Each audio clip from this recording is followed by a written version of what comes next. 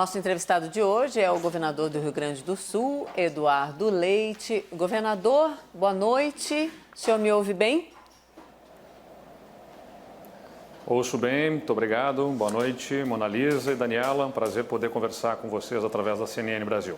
Prazer é nosso em recebê-lo. Governador, acabamos de ouvir o presidente do Supremo, o ministro Dias Toffoli, dizendo que a justiça não vai parar nesse momento de dificuldades. E aí, no estado do senhor, a justiça precisou agir por causa daquela internação compulsória do casal que fugiu do hospital. Casal, enfim, que foi detectada a Covid-19, uma situação tão delicada. Eu queria entender, neste momento, como é que está a situação desse casal, onde esse casal está e, claro, já perguntar também sobre o exemplo que fica, né, diante de uma atitude como essa. Faltou conversa, faltou atendimento correto no hospital, enfim, é para a gente conversar e entender tudo a partir de agora. Por favor, governador. Olha, mas eu acho que no caso específico, eu não tenho as informações mais detalhadas, mas posso assegurar que, como o ministro Toffoli falou, nem a justiça, nem o governo podem parar neste momento. É claro que todos devem fazer redução de jornadas. Nós temos uma política estabelecida para os nossos servidores públicos de revezamento de jornadas, de alteração de horários de trabalho, tudo para que nós possamos diminuir a exposição das pessoas ao contato e reduzir a aglomeração de pessoas. Agora, governo não pode parar. Né? Governo, seja através do judiciário, do legislativo e do executivo, devem prestar serviço à sociedade, especialmente neste momento de tanta preocupação da sociedade e prestar o serviço não apenas na saúde, mas o serviço da segurança, que é fundamental, já que nós estamos vivendo um momento completamente atípico e por isso nós estamos mobilizados, nós suspendemos as férias de servidores aqui no estado do Rio Grande do Sul para que pudéssemos desses servidores da área da saúde e da segurança pública para ter máxima atenção nessas esferas. O caso do casal, eu tenho menos informações agora, porque nós estamos trabalhando na lógica dos serviços, da organização dos serviços na área da saúde, da coordenação com os municípios e também de trabalho de articulação com setores da economia do estado do Rio Grande do Sul que vão precisar de apoio do governo do estado e da articulação também com o governo federal para mitigar os efeitos dessa grave crise que vai se impor do ponto de vista econômico pela paralisia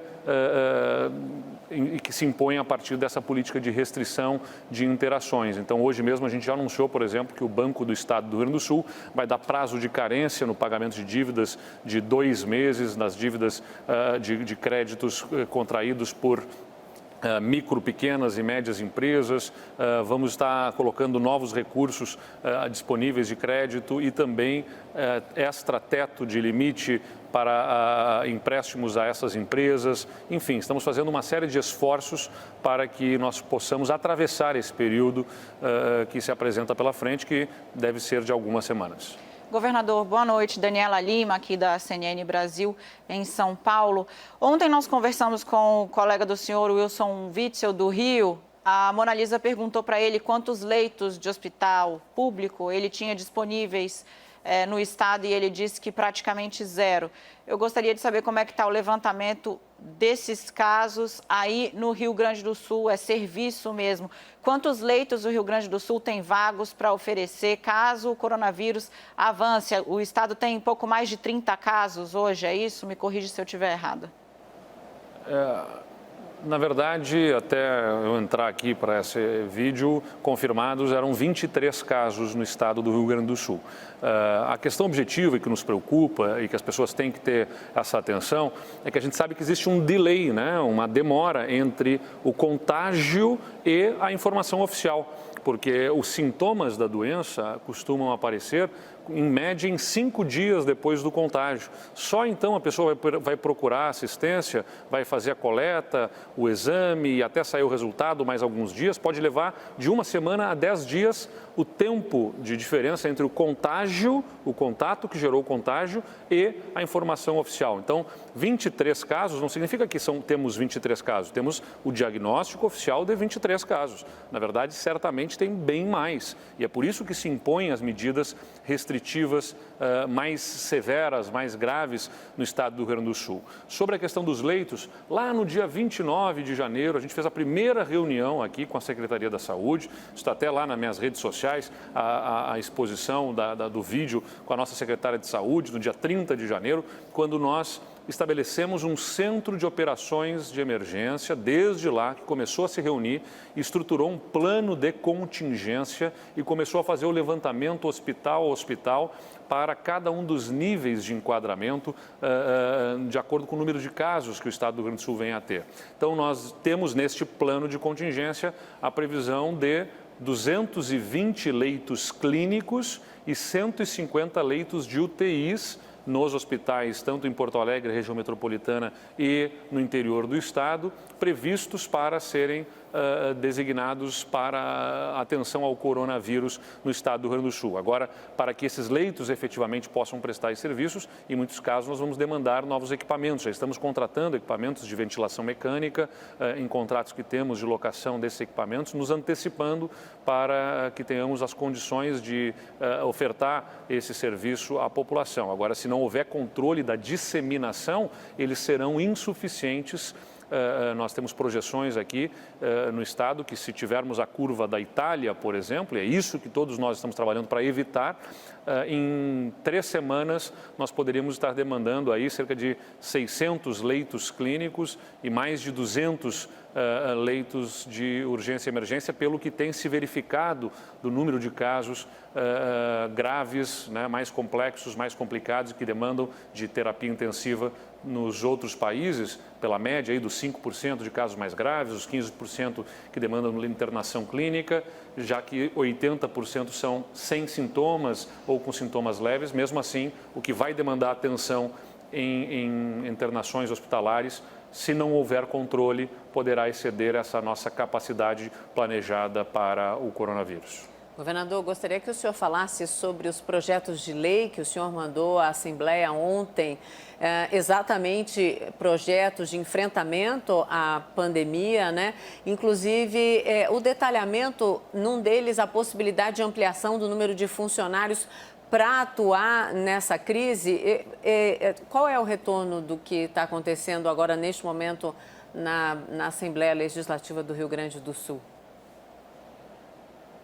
Eu fui pessoalmente à Assembleia Legislativa para que pudéssemos colocarmos todos na mesma página, montamos um conselho também com outros poderes, temos nos reunido frequentemente com entidades representativas da sociedade para que nós estejamos na mesma página. É claro que agora se impõe cada vez mais a restrição do contato pessoal, mesmo assim a tecnologia nos proporciona a interação entre esses diversos agentes, e a Assembleia Legislativa muito comprometida, né, com os encaminhamentos céleres, marcou para amanhã mesmo a votação desses projetos. Então, amanhã, nesta quinta-feira, nós devemos ter a votação de 2 projetos que deverão incrementar os nossos efetivos na nossa vigilância em saúde. São especialistas na área da saúde, biólogos, enfermeiros, médicos, para a vigilância em saúde, para o Laboratório Central do Estado e também para a regulação de leitos hospitalares no estado do Rio Grande do Sul.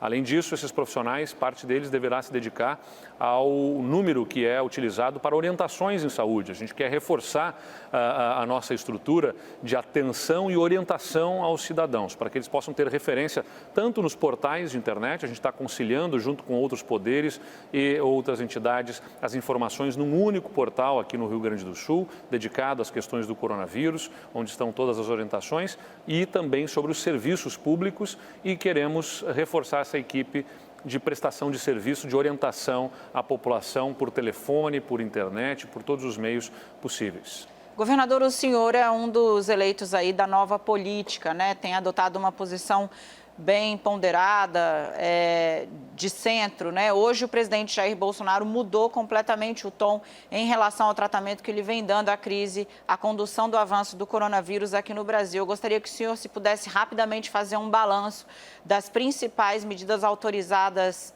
anunciadas, pelo presidente hoje. É o suficiente? Então, que bom que há uma mudança de postura do presidente da República, é muito importante, é insubstituível, é indelegável numa situação como essa, a liderança.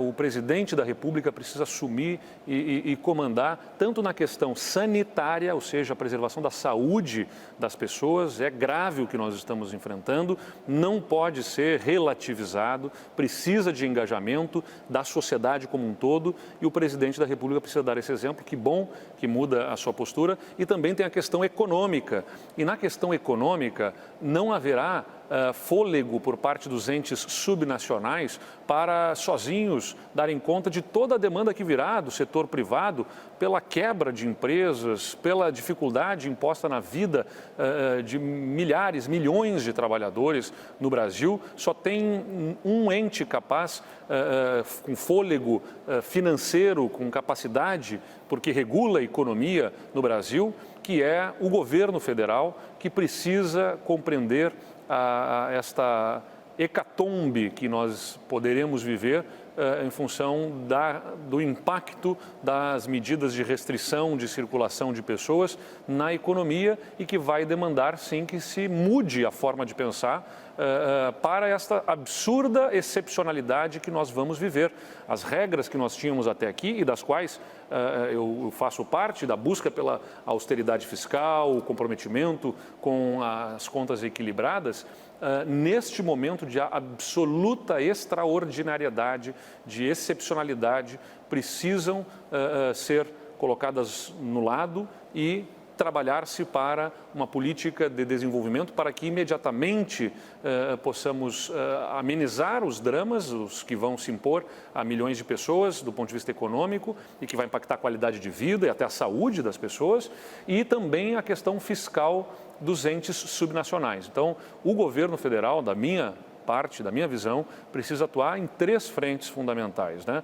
O crédito para os setores da economia que vão precisar de capital de giro para se sustentarem nesta realidade de demanda decrescente, de colapso da demanda, o apoio às contas públicas dos entes subnacionais, porque nós aqui, por exemplo, queremos poder também oferecer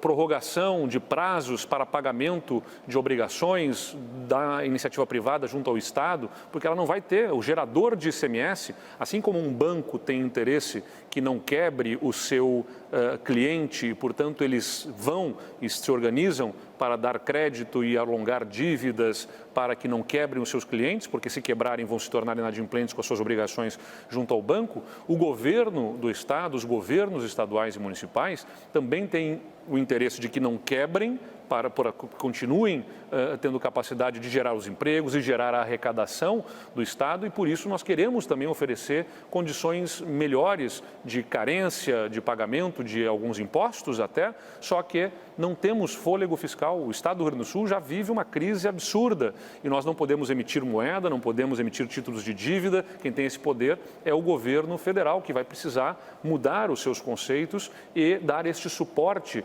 aos entes subnacionais, prefeituras e estados, para que nós tenhamos condições de sustentar serviços, inclusive os de saúde, os de segurança, para que não colapsem serviços no Brasil, e que para também possamos dar a nossa cota, a nossa parcela de colaboração para o fôlego à iniciativa privada. E a terceira frente fundamental é a do apoio às pessoas mais pobres, né? aos autônomos, que vão sofrer muito, a gente sabe, por conta dessa realidade que vai se impor de não circulação, desde o pipoqueiro na rua, ao bilheteiro do cinema, ao garçom, essas pessoas que trabalham em setores que vão sofrer muito fortemente, e principalmente os autônomos que não têm nem a relação de trabalho para de alguma forma se protegerem, vão precisar de atenção, de apoio do governo federal, e por isso as medidas são bem-vindas, anunciadas pelo governo federal, Governador. mas precisam ir muito além. O que nós estamos observando nos outros países é atuação forte, né, muito forte, enérgica, do Banco Central americano ao Ministério da Economia da Alemanha, para dar dois exemplos de países liberais e que são muito rigorosos no controle das contas públicas, mas que estão atuando fortemente, inclusive comprando títulos de empresas e de outras formas, atuando para ajudar a sair desse grande problema que vai vir pela frente. O Brasil já teve uma recessão econômica profunda lá em 2015, 2016, tivemos tímido crescimento econômico nos últimos anos, não podemos de forma alguma assistir o que vai acontecer e não tomarmos medidas muito fortes para que a economia se recupere o mais rápido possível nos próximos meses. Tá certo, governador. Uma última pergunta por uma resposta rápida. As aulas na rede estadual estão suspensas a partir de amanhã aí no Rio Grande do Sul? Vou ser bem rápido, as aulas estão suspensas, nós suspendemos e recomendamos a mesma iniciativa também à iniciativa privada. As prefeituras também estão suspendendo aulas e nós estamos emitindo um novo decreto entre essa noite e amanhã de manhã. Okay. Um decreto que será também de calamidade pública no estado do Rio Grande do Sul e que vai prever novas restrições e recomendações e determinações também a prefeituras e a iniciativa privada para que possamos impor esse distanciamento social do qual se faz necessário para evitar a velocidade da disseminação e manter dentro da capacidade do atendimento do nosso sistema de saúde os casos mais graves. Governador Eduardo Leite, governador do Rio Grande do Sul, muito obrigada de participar aqui do Expresso CNN. Muito obrigada pelas informações. Estamos aqui sempre para trazer a informação importante e relevante. Nesse momento de pandemia no mundo, é muito importante falar com as principais lideranças dos estados para saber exatamente o que vai acontecer para a população. Muito obrigada, uma boa noite ao senhor. Muito obrigado, uma boa noite. Dani, minha companheira de entrevistas aqui, parceira de todos os dias, estamos nessa toada, fundamental falar com os governadores, Muito, né? Mona Lisa, e ficou a notícia aí no final, amanhã Exato. tem decreto de calamidade pública no Rio Grande do Sul. É isso aí. Enfim, obrigada. Amanhã tem mais? Eu que agradeço, querida, até amanhã. Até amanhã.